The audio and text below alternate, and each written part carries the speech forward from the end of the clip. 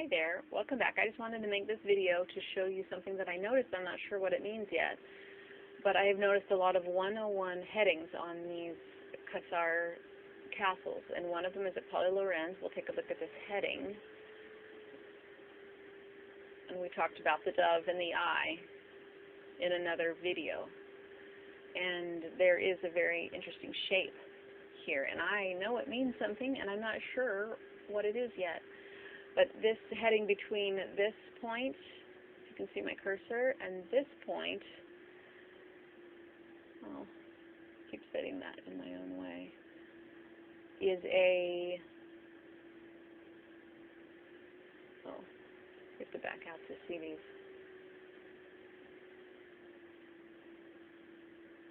The 101 heading. I don't know if you can see that. You might have to lean into the computer. Well, it's between the points. It's not necessarily the wall. The wall is curved. And I'm not sure why the wall is curved, but that's a different mystery. Now, if we go over to this other castle, the Carcassone castle, where we found that this castle has a 101 heading that leads to Lago Averno, and 101 is a gateway number, and Lago Averno is a gateway to the underground. These guys were very careful when they laid their castles. I'll show you that this is also a 101. Well, it's a 101. It's pretty hard to be precise, but it is in the 10170s, kind of. That's where the other one was. So this one, Carcassone, leads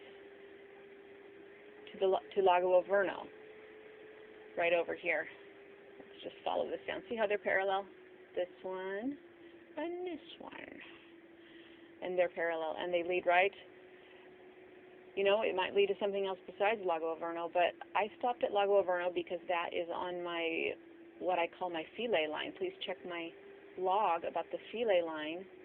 I don't want to get into the Philea line too much, although it's fascinating. This line from Stonehenge to the Paris Eiffel Tower man to Cern, I hope you can see my cursor, to Castle Sonnio, to Lago Averno, to first of all Palantine HILL, one of the most important stops politically for our planet since this was the start of Rome, and we really still are under the rule of Rome. I know that people will say that we aren't, but they just need to look at the symbols to find out that we are. Then we have Lago Averno right here, and then coming off of the 101 heading from the Paulilauren Chateau over here. Let me just make sure I got the name right. Yeah. And going through these islands, and I am going to look through these islands carefully. But we have, this one goes straight to Palinuro. And Palinuro is mentioned in some important ancient literature. And let me see if I can, I'm going to have to pause the video to adjust my square. Hold on. So here we are at Wikipedia for Palinuro, Cape Palinuro. And it says in the Ennead, those living near you will build a mound, and through the remainder of time that site will be named Palinurus. And here it says something that sounds like it was adopted into Christian teaching. It says that, you know, and I'm not fluent in these books here, but I guess in Book 3 of the Ennead, it talks about Ennius he next encounters Palinurus in the underworld before he crosses, I don't know how to say that, this word right here. But there's a part here that sounds like it was adopted into Christian myth. Christian commentators saw an anticipation of the sacrifice of Christ in Palinurus. Here it is in Latin. I'm not going to try that. From John 11:15, that Palinurus' request to Ennius, "Save me from this vile doom," resonates with the Catholic liturgy in the Latin translation of Psalm 58, and that also Palinurus died for many. That's the other idea here, which makes me think that this is an important site, possibly, and this could be pointed at by the Cathars as a place where some of this Christian myth came from. So please don't criticize me for my lack of knowledge on this. I just looked it up on Wikipedia and saw that there might be a connection. And if anybody cares to politely explain this to me, I will be happy to hear that. But let's go back to Google Earth, because I want to show you this beautiful site. You know, we could choose anywhere around here to look. This whole thing is Palinuro. But our line, it's one important place to look at these lines is where the land meets the sea. This is an important place, and often it has very important numbers. But I'm going to go with this site because it crosses the Philae line. And if you look at it, there's a point in the story where he is washed up dead on shore and is left unburied there. And I just want to show you, let me undo this. I just want to show you these pictures of this place. It's just a very beautiful, picturesque place with a, there's an underground volcano 65 miles off this shore. And there's a grotto in here. So let's just take a quick look. And I don't know what any of this means, but the Cathars pointed to it. And so I just want to take a look around here, even though I don't know what it all means.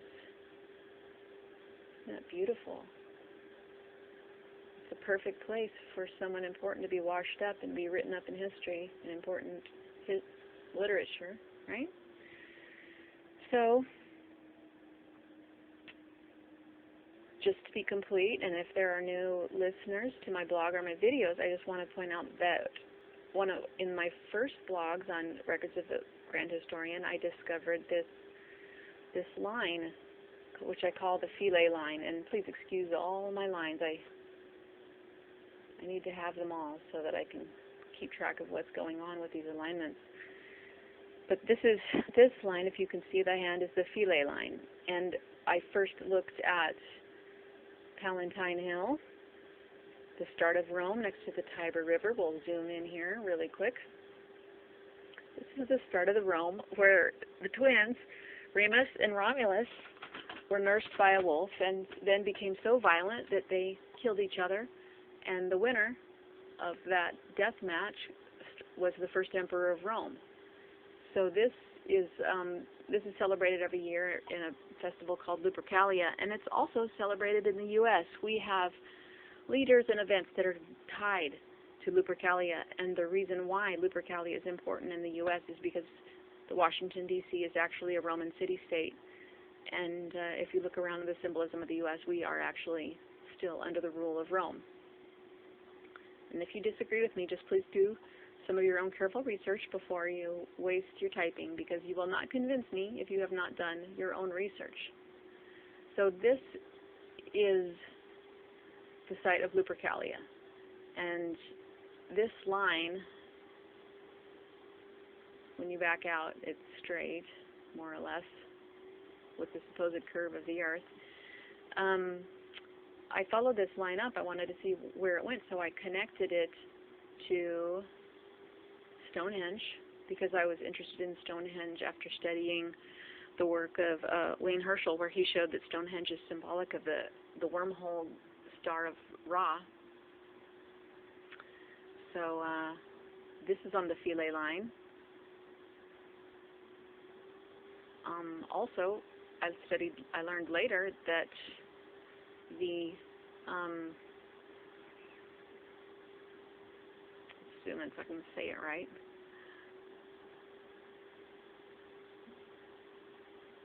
Looks like my thing is wrong. This is a Freemason. This is an important Freemason capital of Ireland. That's on the Philae line, right there. I had a push pin there that must have gotten erased. There's a lot to see here. This is in the shape of an 8. Freemasons know about the 8, and I finally lately figured out about the 8. The 8 picture is, the 8 shape is on the side of Isis's head in Washington. It's a very important number in Catharism. It's associated with Christ in the Cathar's belief. So this Philae line, I just want to point out to you in case you are a recent listener, goes right through Paris. So I had to zoom in and see what was in Paris right there, and look what I found. I found what I call the Eiffel Tower Solar Man. And I have found 2 other people who know about this. One of them is Wayne Herschel. I didn't see him mention that this man, I'll show you his head, this man's crown chakra points at Stonehenge, which I think is an extremely important detail.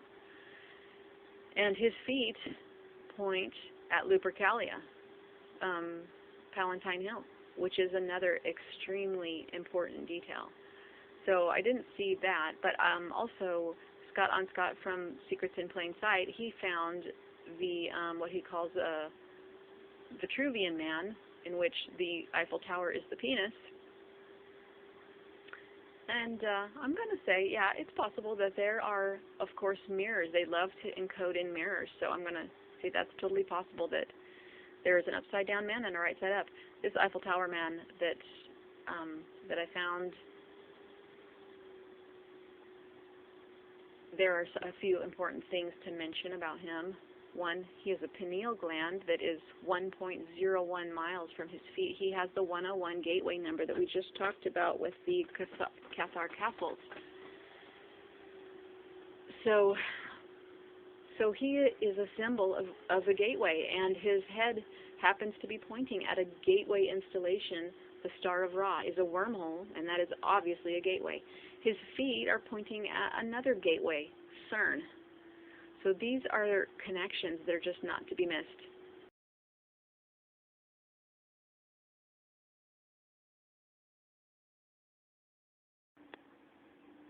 All right, so like I was saying, these are alignments that are not to be missed. The 101 number here at from the pineal gland, it's very important this is the pineal gland and not the crown chakra. I think there is a crown chakra symbol right here, and I think it is this little shape that shows you the top of this person's head. All these avenues are like ideas. These, I don't know if anybody else on YouTube or anywhere else is talking about these shapes, these horn shapes, and also the horn shapes of the Anunnaki, the horn shapes of the Vikings, and what they really mean in terms of brain symbolism. I really believe that these are talking about brain symbolism of the hippocampus. When I first did my first blog, I thought that these were the severed corpus callosum, and I thought it was about destroying the balance between the male and the female sides of the brain, and, you know, that could possibly be it. But since we have a lot of horn symbolism in our world, with coming from cows, Vikings, Cern, the horns on Cern are symbolic of the hippocampus. The hippocampus is the structure of the brain that carries memory through multidimensional gateways, which are lifetimes. If you have multidimensional memory and you retain your memory through lifetimes, then your full experience from lifetime to lifetime is more attuned to time travel than it is to reincarnation. So that is the difference between the gods and everyone else who cannot remember their lifetimes. So this is why this symbolism is a very important distinction between the gods and the mortals. Very few people can remember their past lifetimes. I can remember quite a few. It took me a long time to develop that memory. And, you know, I don't really have good memory for everyday things, but I do have some many, many past life memories. So I believe this is a structure that has to do with past life memory. This is the hippocampus, and it's symbolized. I did another post called the hippocampus on my blog, Records of the Grand Historian, where I went into the hippogriff in J.K. Rowling's symbolism. She talks about this being impossible love, and I think that is one aspect of the hippogriff, but the hippogriff is obviously tied to the hippocamp. If you see the statue of Neptune riding the hippocampus, the half fish, half horse, those are relating to a structure of the brain, and it's pulling in that symbolism of Neptune riding that. Both of those hippocampuses are hooked up to the chariot. This is brain symbolism. The chariot is the skull. The chariot is the car. It's the carriage. So it's pretty amazing how, if we really look at more of these stories in terms of brain symbolism, I think we're going to figure things out a lot faster. And I'm not saying I'm 100% right. I'm feeling in the dark for this just as much as anyone else. There's another smaller face in here, but the bigger face is this. And there are a lot more pictographs here, and I have some of them on my first post that has to do with the Eiffel Tower man, where I show you these various female goddesses that are pictographed here. You can see the head with the very large hair, like the royals of early Paris. Paris means Isis. And if you look at the coat of arms for Paris, it is about the sea. It is about Mari, the sea, the sacred sea, or as the Vatican calls it, the Holy See. And there's a lot more symbolism in the coat of arms, and I hope I have time to talk about that. But maybe I will just, I'm kind of involved with the Cathars now, but I really don't want to neglect Paris because there is a lot going on here. Anyway, if I back out here, and if you go and look at my blog, you will see this woman holding a weapon. I'm going to call it a weapon. I didn't know it was a weapon at first, but this is the weapon. It has military installations here. There's also a domed church.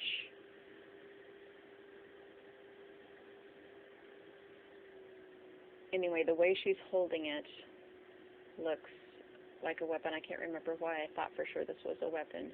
But this right here is the weapon,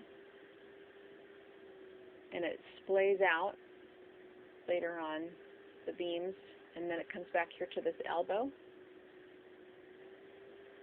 which goes up. Let me turn this a little bit. Goes up. Actually, the elbow goes to the shoulder, which goes to this shoulder up here, and then this is the head.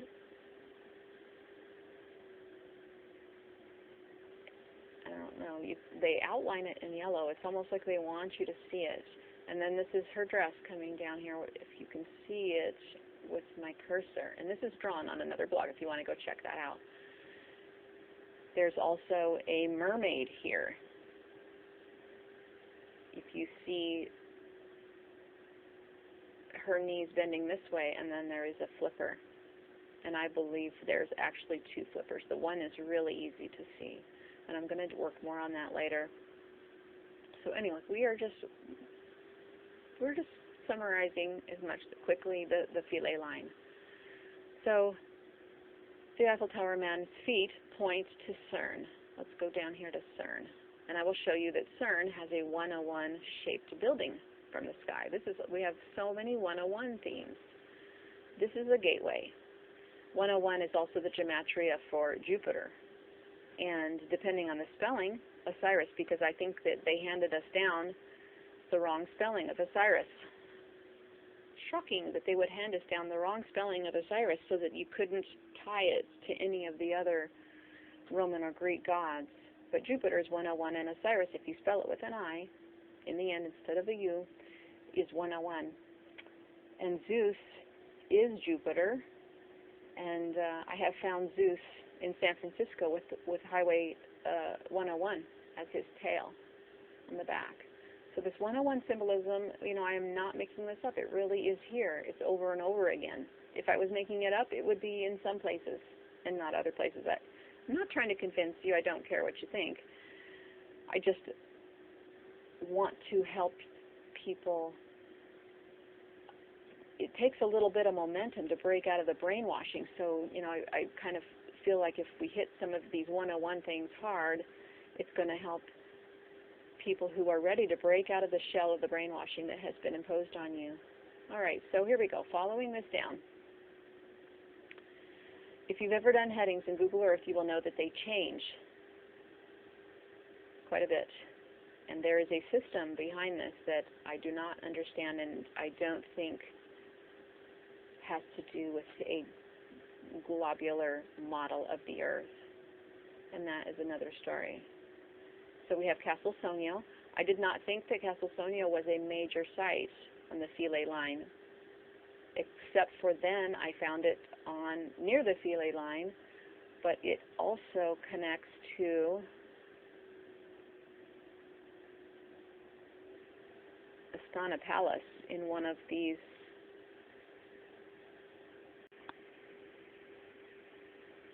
So here we are backing out of Astana. It does, along the long installation of Astana, it does connect straight through Castle Sonnio. So again, I do not know the full meaning of Castle Sonnio, but it is on more than one line. So we're going to find out more, hopefully. But following the Philea line down, you go back through Palantine HILL, Lago Averno, which connects to the 101, heading from Carcassone, I believe. Let me just double check. Yes, Carcassone, where we found the doves. The dove is the sign of the Pleiades. It's the sign of the mother goddess of heaven.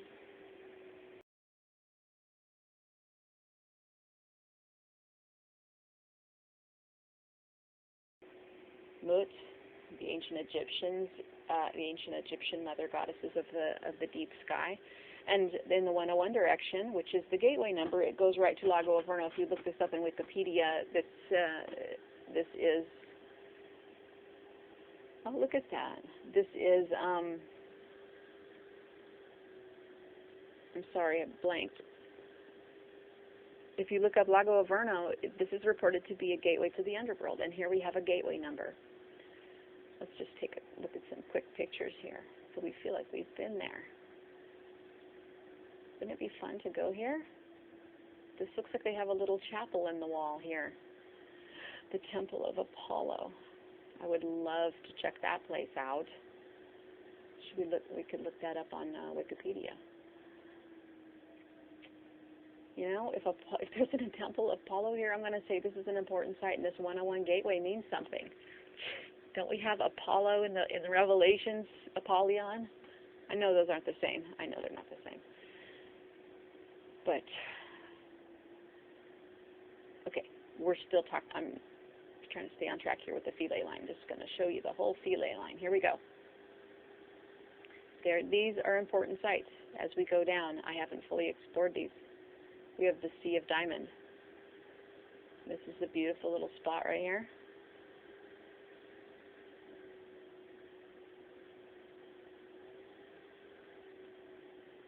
Backing out.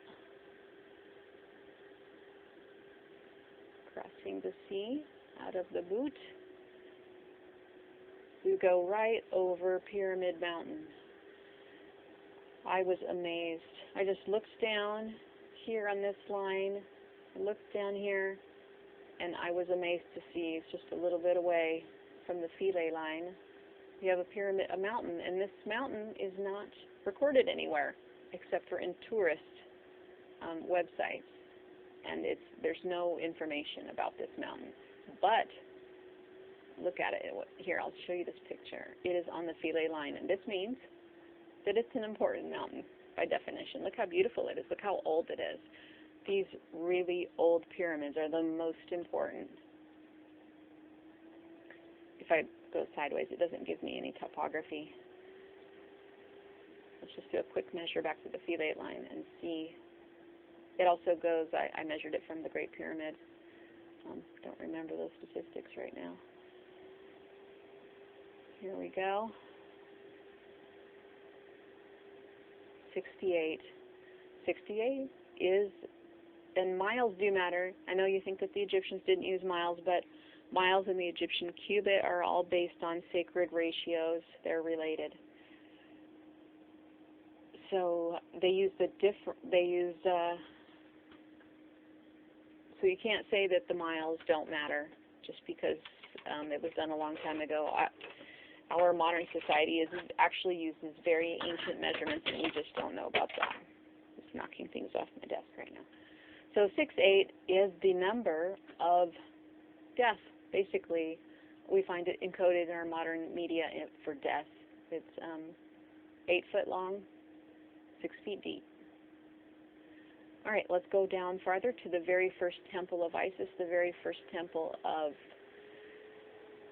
what is known by the Egyptians to be the Mother Sky Goddess.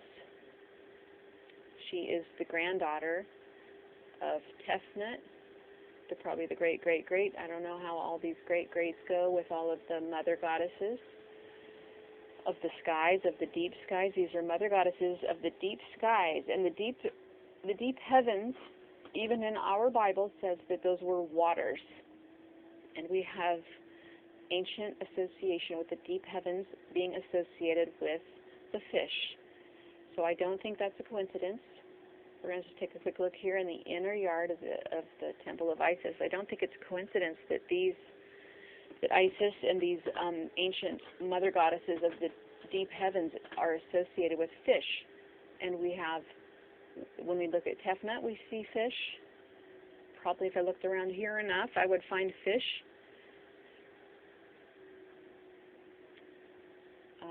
A quick aside. These on Tefnut's, if you go to my blog, the Tefnut shoe post shows a fish swimming past 7 what you would call possibly blue lotuses. They are in this shape of these columns of a blue lotus. If you go there and look at that, you will see that a fish is swimming by that. These lotuses are also heavenly symbols. It looks like I'm about to have a display crash on my computer. When we look up, when we stand below these lotuses and we look up, we look at all these W's for one thing right here on the bottom. The W is the sign of the dove. It's the sign of the Garuda. It's the sign of the mother goddesses. When we look up, we see the curve. If these were joined, you would see a dome. And these lotuses show you the shape of the dome sky. And when you look at the hieroglyphs of these pharaohs, they have one or two domes. And if you listen to the academics, this is the upper and the lower kingdom. Well, have you noticed that kingdom has the word dome in it? And so does freedom has the word dome. These are the upper and lower domes. And I believe these are the upper and lower domes of the chalice. And so if we look up here at the blue lotus, it shows you the shape of the dome. And I think that this fleur-de-lis, see right here? This fleur-de-lis pattern, which we see everywhere. There's a fleur-de-lis on a bakery right down the street from where I live. This is a code for the shape of the dome. It's a code for the shape, the way that the stars move. You see how these, if you can see my cursor, this is one of the sticking points for the flat or lens Earth shape, is that how is it that the stars move in one direction in the southern hemisphere and in the other direction in the northern hemisphere?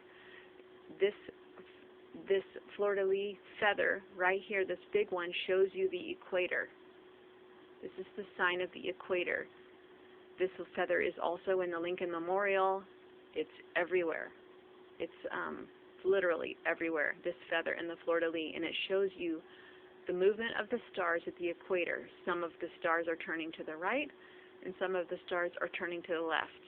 And this is because of the movement of the dome, the movement of the spheres.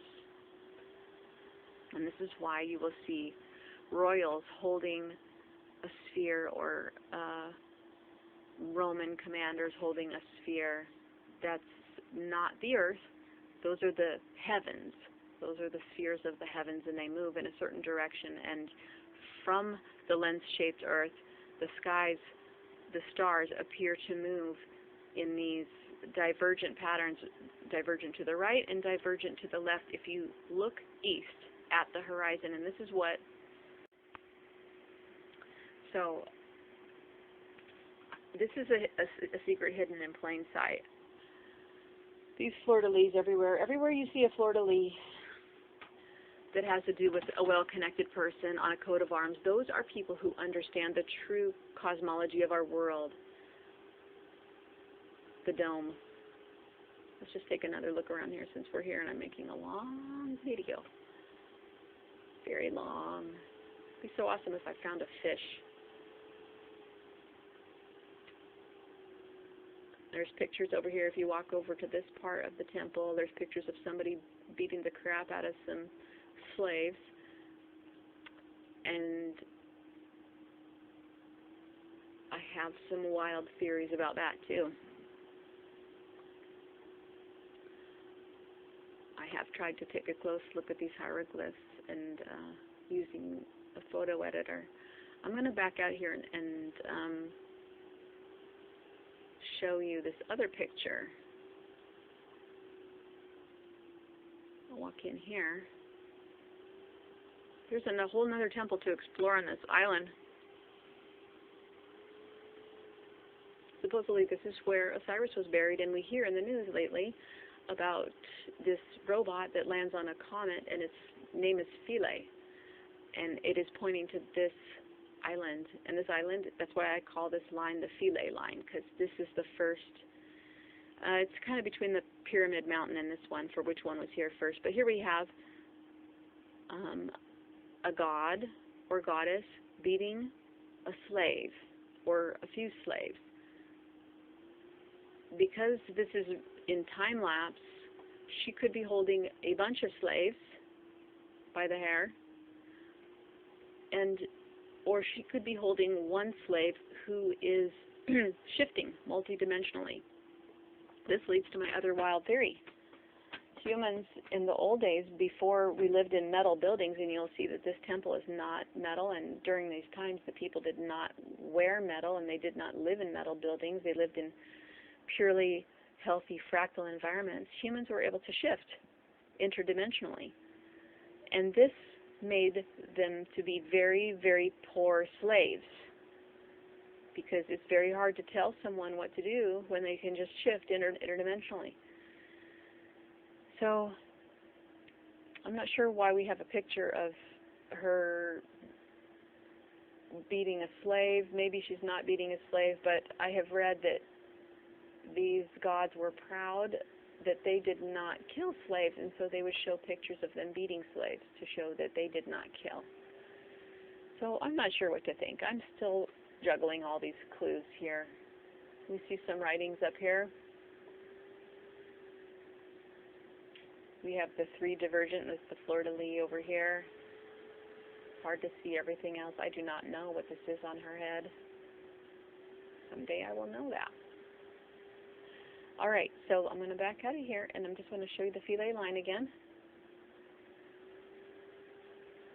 It does go farther south, and there is something interesting down there.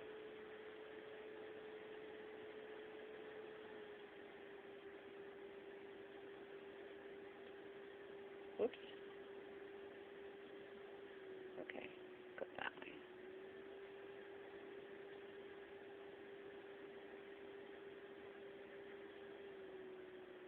That's the Philea line. So I just wanted to review that. All right, lots to see, and I'm going to keep looking at these Cathar churches. And I hope to come back to Paris and show you more things in Paris.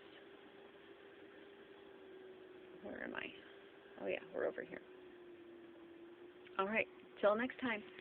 Thanks for listening. Talk to you later. Bye-bye.